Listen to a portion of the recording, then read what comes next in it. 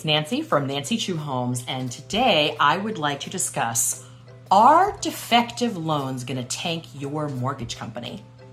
So, yay, you bought a house last year. You have a mortgage and you are dutifully paying on time. But you see a lot of things in the news that are kind of freaking you out about the real estate industry, especially about mortgage banks, and you wanna know if your investment is safe. Well, I'm here to tell you about what the government might be saying about your loan and how this might affect you. But first, if you find what I have to say valuable, then please like, comment, and tickle that subscribe button so that we can continue to help your fellow humans looking to buy, sell, or invest in real estate.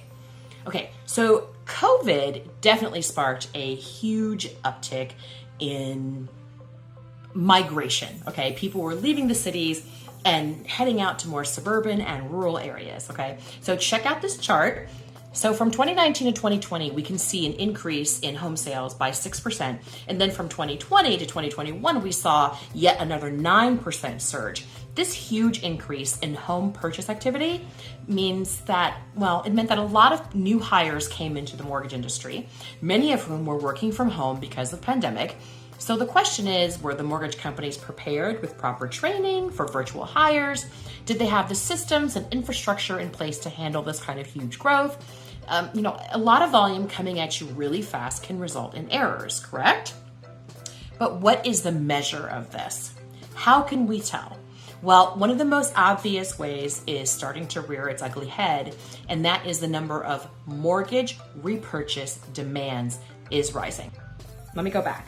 Fannie and Freddie, they're particular government-sponsored entities run by the FHFA, which is the Federal Housing Finance Agency. And they have two goals primarily.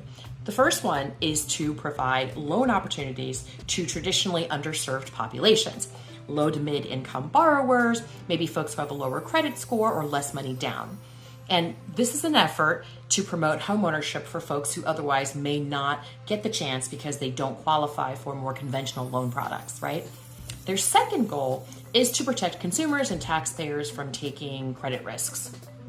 Yeah, I know, think about that. Those two things, those two goals sound a little bit at odds, right? It's a little weird, I know. So because of COVID migration and the super low interest rate resulting in a spike in home sale purchases, Fannie and Freddie now have this humongous pipeline of loans that they have to pick through with a fine-tooth comb in order to look for what they call violations or defects in the loan process. Okay, so when I say huge pipeline, check out this chart. In 2020, they backed $4 trillion in loan volume. In 2021, it was $1.3 trillion. And then we saw the slowdown that kind of reflects the overall real estate market, with 2022 back down to $539 billion in loan volume. Now, as these loans are coming through the pipeline, we are seeing an increasing number of them get kicked back to lenders. In 2020, they kicked back $1.1 billion out of that $4 trillion. In 2021, they kicked back $1.5 billion out of that $1.3 trillion. And in 2022, $2.1 billion out of $539 billion. That means that they're kicking back. First, it was 0.03%, and then it turned into 0.1%, and now it's 0.4%. Now, I know that does not seem like a lot. These are loans that they're claiming have anywhere ranging from minor mistakes all the way to downright fraudulent.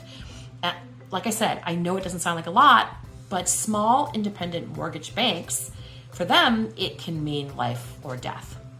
So when Fannie or Freddie decides that a loan is outside of their parameters, then what they can do is they can demand that the lender who made the loan in the first place to repurchase it or do a buyback, which means that, they have to go back and buy it back, which sounds sensible enough until you realize that a lot of these mortgages were made at the lower rates from 2020 and 2021. Those were rates of 2%, 3%, 4%. Now, unfortunately, for the buyback, they have to buy them back at the current interest rates, which are over 7%. And once they do, they either have to hold on to that loan and take a loss every month on it, or they have to put it back on the secondary mortgage market for someone else to buy so that they continue funding more loans. But unfortunately, this loan is now kind of considered damaged goods and they're taking upwards of 30% hits on the value of that loan. And to be honest, these small to mid-sized mortgage companies, they really don't have the ability to necessarily take that kind of continued hit and survive, whether they're selling it low or whether they're holding on to it and taking the loss, right? Now, of course, mortgage companies can always fight the demand, the repurchase demand, but right now about 50% of them seem to be resulting in definite buybacks. And since the FHFA has like 36 months to review the loan, then we're definitely going to see more of these coming down the road for sure. What are some of the issues that can trigger the buybacks? Well, debt to income ratios, weird employment verification anomalies, missing documentation, and sometimes even appraisals. These are the 4 most common issues. And honestly, a lot of this is probably just due to random human error in calculation, or dropping a document accidentally, or a client makes the consumer makes a job change and there's a few weeks of unemployment in between. Or what if they forgot and bought a car in the middle of this process, and now it's, we're talking about changing your debt to income ratios. And all of these things sometimes happen and you kind of just forget to tell your mortgage lender about it, or you don't know that you're supposed to. So these might be very unintentional mistakes, but since you signed a piece of paper claiming that you haven't taken on any additional debt and everything that you put in the application is real, then it's accidental fraud, and then it gets, the loan kicked back. So how does it all shake down for you? Well, if you already bought the house, there's a strong likelihood that even if there were errors made in your application process, nothing much, might change for you, because either the loan will get sold off as a mortgage-backed security, even if these companies go under, your loan will likely just yet be sold to another entity who can handle the loss, okay? So I'm not so worried.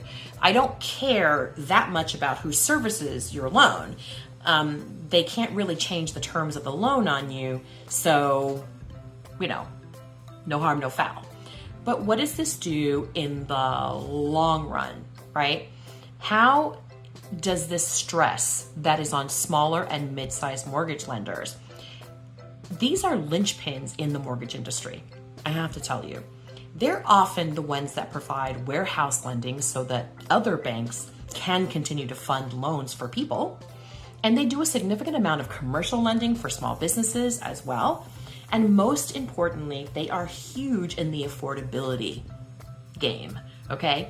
These are the very banks that the FHFA is putting in danger are the ones that are often more willing to take a chance on a borrower that might be a little marginal.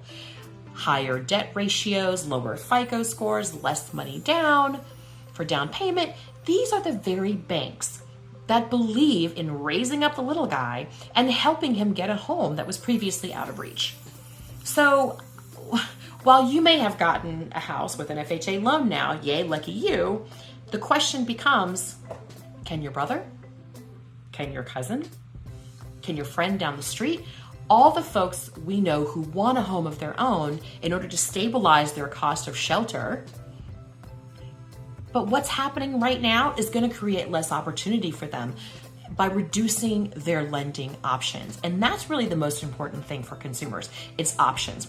It's really hard to go to the store and find only one brand of milk. And it's the same thing with loans. You really need options in order for, clients to have the most access and reach to what is good for them. They need choices. And, well, if we destroyed these small and mid-sized banks, then where are the options? So come on, FHFA, don't destroy your strongest allies in affordability, which is your mandate. There's got to be a compromise somewhere.